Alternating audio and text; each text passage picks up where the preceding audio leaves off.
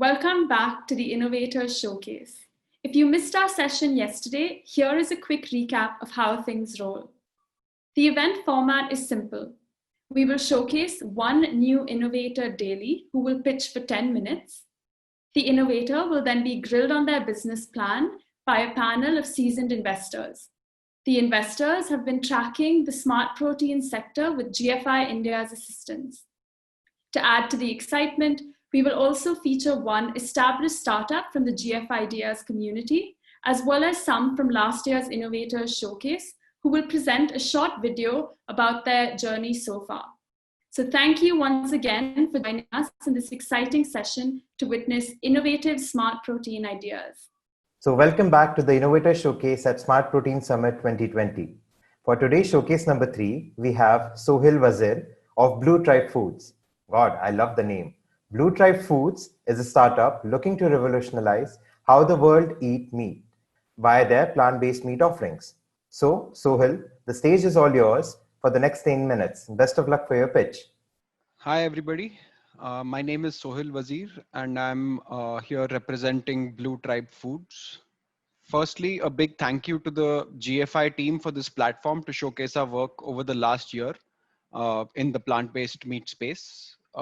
We at Blue Tribe are on a mission to revolutionize how the world eats their meat. Using our research and innovation in food science, we are providing meat products from sustainable plant-based sources uh, that are just as delicious and natural, while also positively impacting the environment and the planet. Our products will taste, look, feel, and cook exactly like animal-based meat.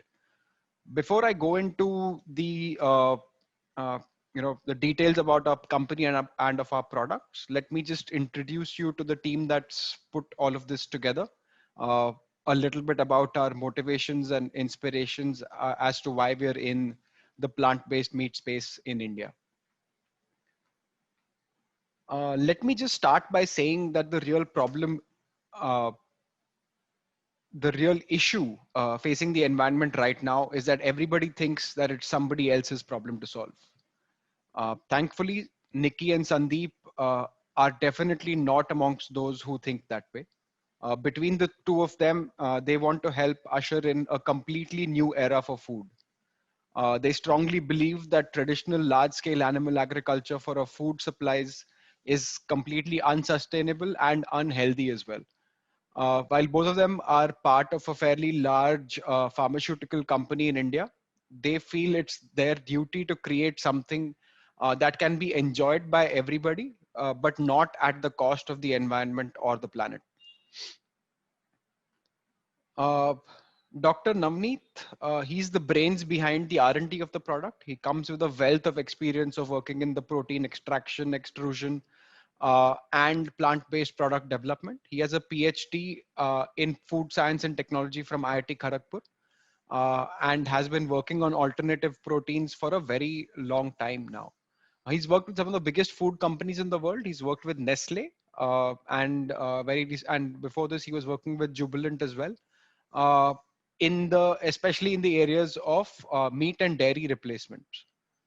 Uh, Passion for working on newer and more sustainable technologies is what excites him, and which is why he's a part of this endeavor. I've joined in to lead the sales and marketing effort for the brand. I have a lot of experience in the foods and FMCG space. Uh, Most recently, I was with Cadbury or Mondelez, working with their direct to consumer storefront, as well as leading the corporate sales effort. Before that, I have some experience with Colgate in both frontline sales as well as brand management. I have an MBA from SPJ in Mumbai and an engineering degree from NIT Nagpur. I think what really excites me about to be a part of Blue Tribe is my undying and huge love for animals. So I'm a very big pet person, as you can probably see from the image on the screen. And I truly believe that we can provide non-vegetarians the same taste and feel of their favorite dishes without having the guilt that is associated in consuming them. So that's where we are. I think we can get into why plant-based. The very fact that all of us are here is testimony to the awareness that is now there about the harmful effects that animal agriculture is having on the planet and on our health as well. Meat consumption in its present form is harmful to the planet and to humans, uh, and not just for ethical reasons, right? Be it greenhouse gas emissions, be it forested land which will need to be cleared for making way to make way for pastures, be it zoonotic diseases which we are currently in the middle of, or even the use of steroids and antibiotics in the meat that we are consuming. The science against animal-based meat consumption is very real, and it's here to stay. Uh, while animal meat or dairy consumption may have been important in the past, it's no longer relevant. We can replicate the taste, the nutrition, uh, and the nutrient profile of animal-based meat from sustainable plant-based sources. Uh, Goes without saying that the plant-based meat requires a fraction of the amount of resources that are required uh, pound for pound for animal-based meat. It tastes, feels, and cooks the same, and is a whole lot better for the environment and for us. Globally, the plant-based industry is attempting to reinvent the food supply chain for the meat, dairy, and the egg industries. Companies like Just, companies like Impossible Foods or Beyond Meat have proven that there is a huge market for conscious products that taste and feel just like animal meat, but are better for the environment. In doing so, they've also actually successfully proved that good for business and good for the environment don't actually need to be separate from each other. This is the kind of success model that Blue Tribe, we at Blue Tribe want to bring to India. Good for the environment as well as good for business. In India, more than 60% of the people are non-vegetarian. Sheer size of our population makes India a potentially huge market for plant-based meat.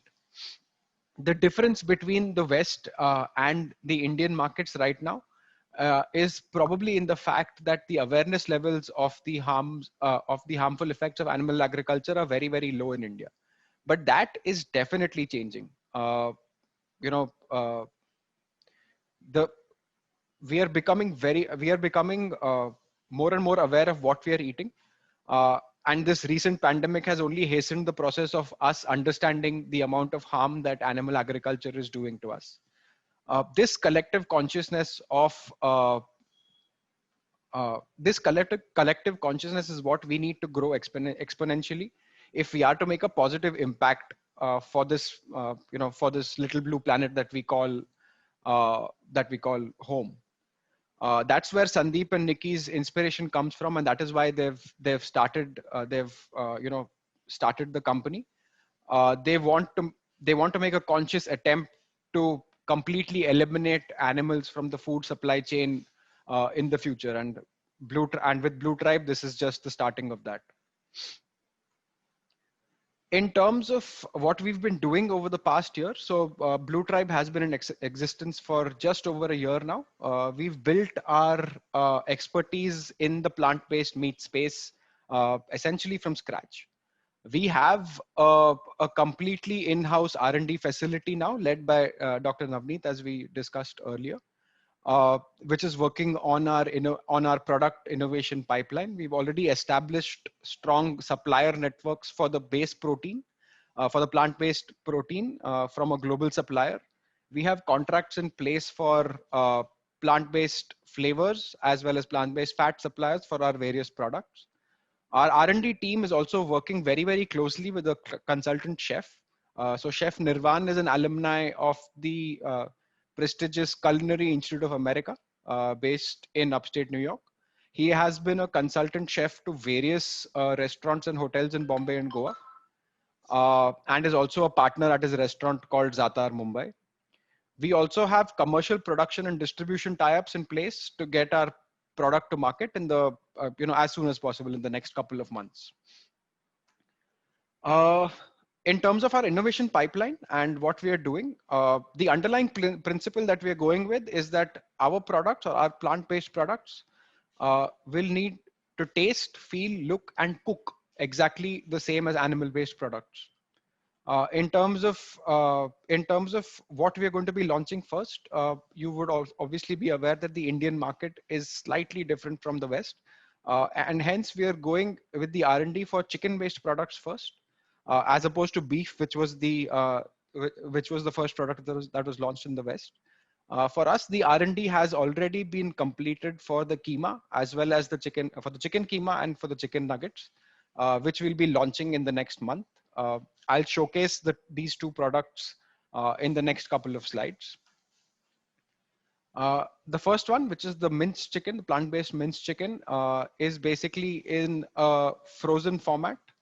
As you can see in the image on the right, the texture, the look and feel of the product exactly replicates what actual animal-based minced chicken would look like. We've used our chicken keema in a variety of dishes. So the quintessential keema pao is something that is made very well with the keema that we have. We've also used the keema in Oriental dishes as toppings for pizza, and in a variety of other ways. So it's a fairly versatile dish. It's a fairly versatile product that we're launching. It will be launched in a 250-gram pack in the frozen state, in a frozen state commercially, starting next month. The second product that we have, that we've completed R&D for, is the plant-based chicken nuggets. Again, these cook, taste, and look exactly the way that animal-based chicken nuggets would. These would be launched again in the pre-cooked frozen format, and will be available starting next month onwards. We've also done a little bit of development on our packaging. So the idea of our products is aimed at non-vegetarians who want to consume their favorite meals and dishes, but without the guilt, and they want to switch over to a more environmentally friendly product without compromising on their taste buds. Hence, our packaging is aimed at these non-vegetarians, while also trying to create a separate category for plant-based meat in stores and on shelves, very close to the meat category that is there right now. In terms of how we're going to be going to market and how we'll be getting our products to consumers. So the first step that we're taking is we will have a direct to consumer storefront, which will launch in Mumbai and a couple of other cities by next month. We'll deliver our products directly to consumers in these cities. We will also be tying up with retailers and e-grocers to supply our products in these cities. There is a lot of curiosity around plant-based meat from QSRs as well, as these products have done very well in Western markets with QSRs. We're also in talks with QSR to co-develop some products to suit their clientele and their specific supply chain requirements, so that our products can then be ingredients in their menu. I think in summary, we've got the R&D under our belts for the launch of our products, and we will keep launching products at regular intervals as soon as our R&D is completed. We will also be, so from our first launch in Mumbai, from a direct to consumer storefront, we will also be expanding to at least the top 10 metros by the first half of 2021. That's about it from us. Thank you so much for your time, and please feel free to connect with me or for any more information about us or our products. And thanks a lot to GFI as well. I think our contacts are in the next slide. Thank you. You just heard from Sohail Wazir from Blue Tribe Foods, presenting on behalf of co-founders Sandeep and Nikki about their plant-based meat products. Blue Tribe's ethos of sustainable, compassionate, and guilt-free foods is sure to win over even the pickiest eaters with foods that look so good. Now, please welcome our panel of investors who will be posing some tough questions to our innovators. Shreyansh Singhal, who's the investment associate at Ankur Capital. Welcome, Shreyansh. Shruti Srivastava, who's principal at Omnivore. Welcome, Shruti. We have Jinesh Shah, who's founder of a Y Combinator-backed startup Milk Guys and has consulted smart protein companies like Just and Good Dot. Welcome, Jinesh. We have Chintan Antani, who's the AVP of Seed Investments and Portfolio at CI Eco, located at IIM Ahmedabad. Welcome, Chintan. As you know, all of these judges have been actively involved with GFI India in tracking the emerging smart protein sector and thus have been evaluating companies in the space for quite some time. Now, they'll have a chance to ask one question each to the founders of Blue Tribe Foods. Now, I'd like to welcome Sohil and Navneet from Blue Tribe Foods for a Q&A session. So let's get started with Shreyansh as usual. Shreyansh, here you go for your first question to Blue Tribe Foods. Thanks, Shardul. Hi, Navneet. Hi. Hi. So my question to you is more in terms of understanding what's the raw material that you're using here in terms of producing the product, and how do you sort of, what do you define would be your core USP or IP here? Because there are a lot of players in the market who are producing similar product lines. So how do you sort of present in terms of the USP and the core IP? So we normally tend to go more fundamental and backward engineering in terms of what actual meat is, in terms of its relative properties of the fibers. Let's say if I need to mimic something which is more closer to chicken, so I'll just do my reverse engineering. What exactly is my chicken fiber all about, and what composition it has, and we scout for the best possible TVPs globally available, and through which we can actually simulate the actual counterparts. So that is our normal strategy for all of our product. And this becomes one of our decision-making tool to select what kind of TVPs we work upon. But currently the product with which we're working on is of course soy-based. But of course, in soy-based also, it could be multiple. So if we start off with soy concentrate, soy isolates to make the TVPs. So there's a very different property as opposed to something which you start from soy flour to make an TVPs.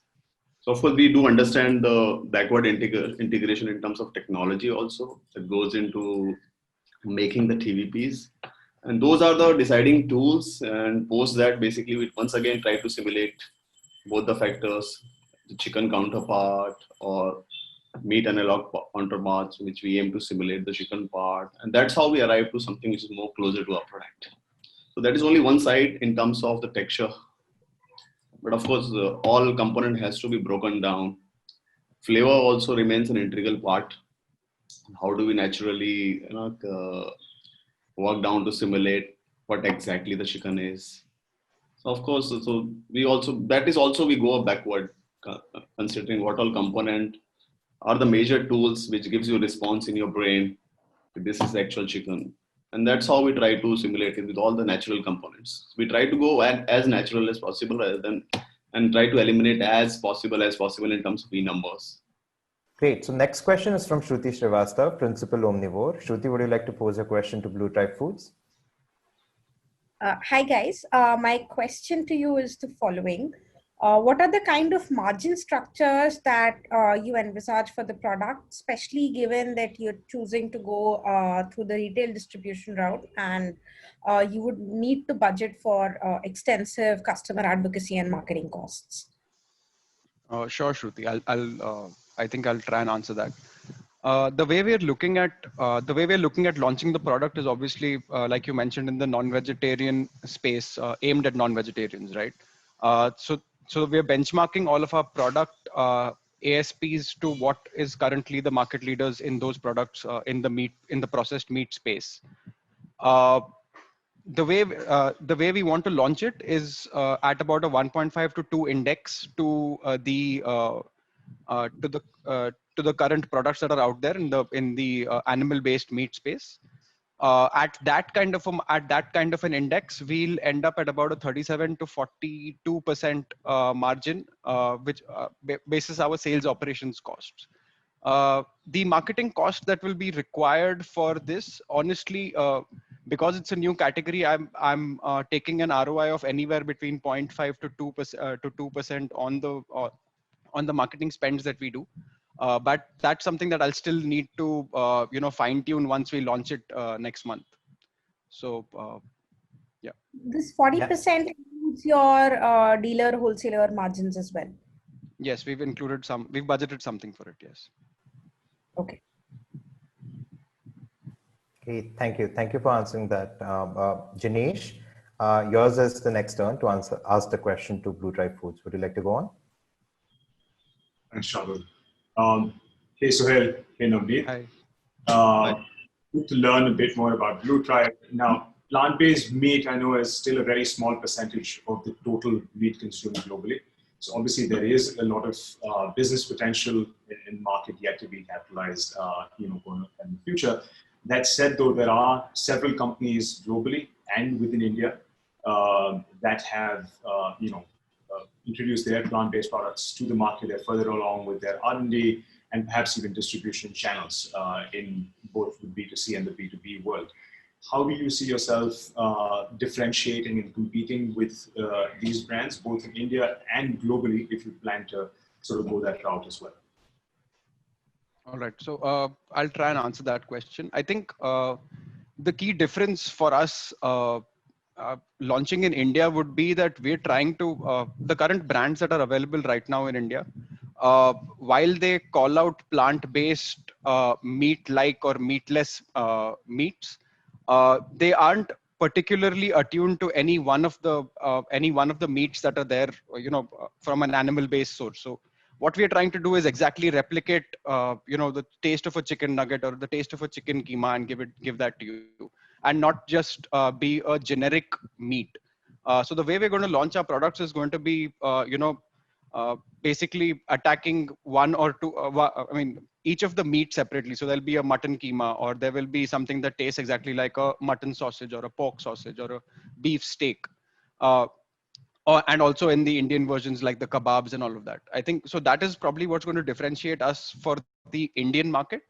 We're also aiming it, from what I've seen of the products in the Indian market, they're all aimed at vegetarians who want to have a taste of meat. We're trying to go the other way, which is, aim it at the non-vegetarians who want to consume meat without having the guilt associated with it, right?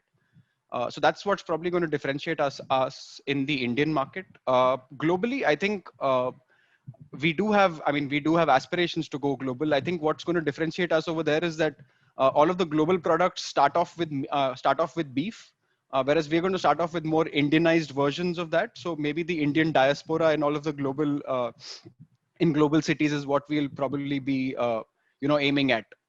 To capture first, and then go into the chicken curries of the world over there. Thanks. So, Janesh, I hope that answers your question. Again, a good answer to a very good question.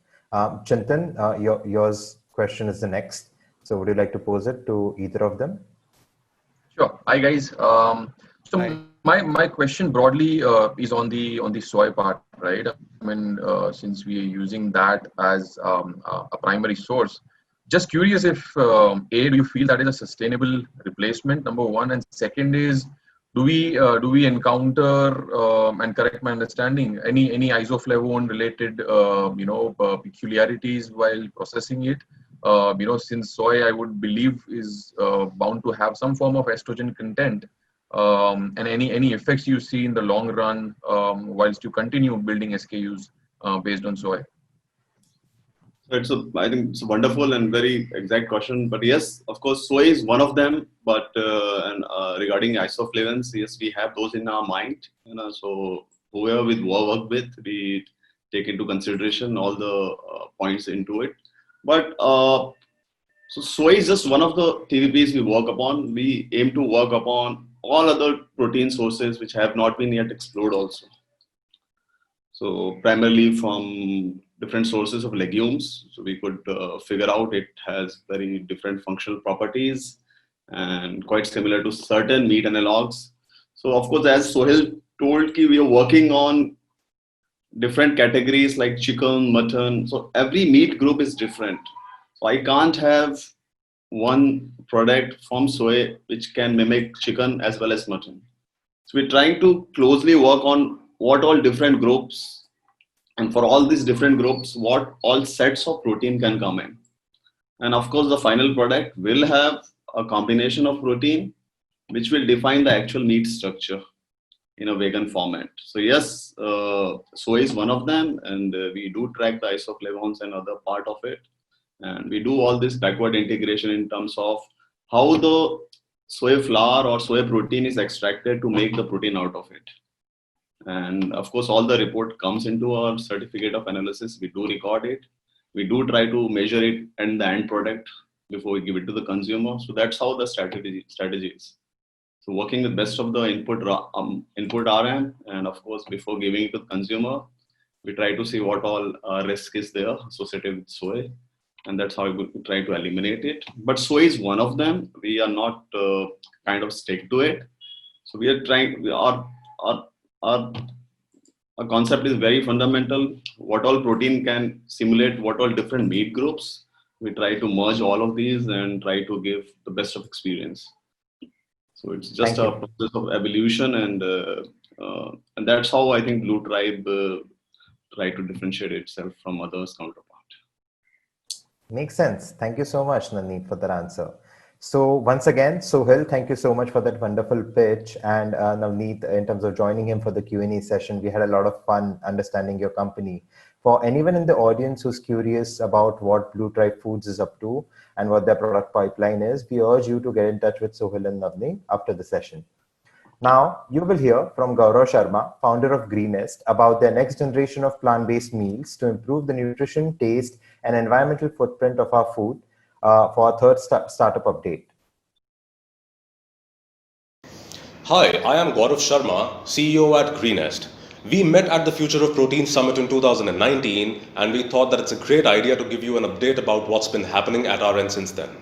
So since then, we've interacted with a whole lot of industry experts, chefs, new product development experts, food technologists, consumers, most importantly, to really understand what they expect out of our products. So very happy to share that we've now, we've significantly improved our product lines and actually duped a lot of people into believing that, a lot of meat eaters into believing that they're actually having meat.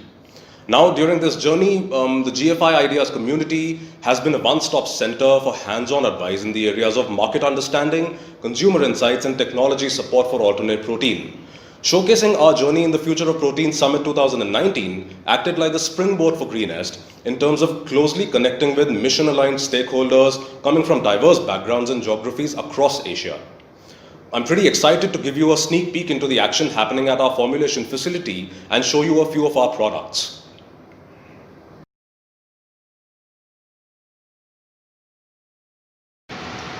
Hi, welcome to the formulation facility of Greenest, headquartered in New Delhi. This is Komal Khosla and Chef Anirban Chaudhary. Hello, Chef. Hi. What are we planning to make today? We are making Greenest kebabs, Shami kebabs. Okay. So I have formulated two recipes right now. One is the classic Purani Delhi chicken, and another one is westernized flavor with a twist. That's harissa. Okay. So today we are doing pan frying, but at home you can just take out freezer and pop into microwave. Okay, we don't need to thaw it. No. No, okay. So you're saying it's a versatile It's product, very, very versatile and product. we can just shallow fry it, deep fry it, Air fry. it, and also just put it in the microwave and have it.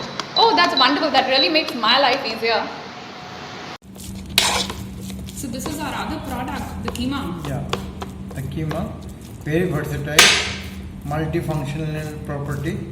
Like you can put in your wraps, your sandwiches, use as a spread.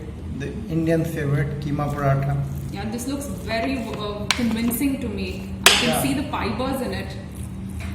And you can also feel the aroma. Yeah, and definitely.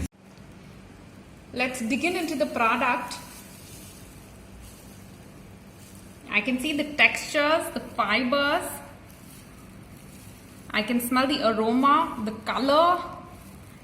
The aroma is definitely umami. It's meaty. I'm tempted to try it. It's got all the functional properties which a meat product would have. Let's take it to the consumers and see how do they find it.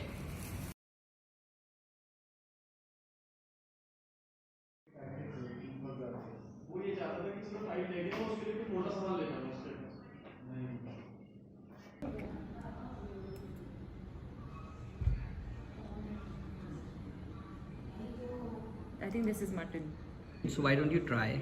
These look like mutton kebabs. Yeah. Have you tasted mutton before? Yeah, I'm a non-vegetarian. The smell also like mutton kebabs. Is it chicken? It's a veg kebab. What? Excited to have this on your plates and menus soon. Wow. All these showcases over the past 3 days have made me very curious of what is to come next. I would like to thank all the attendees for joining this session today on day 3. I hope you join us for the next 2 days as well to hear from our remaining innovators. And I'm hoping that you're having a great time at the Smart Protein Summit 2020, networking with a lot of like-minded individuals. Stay tuned.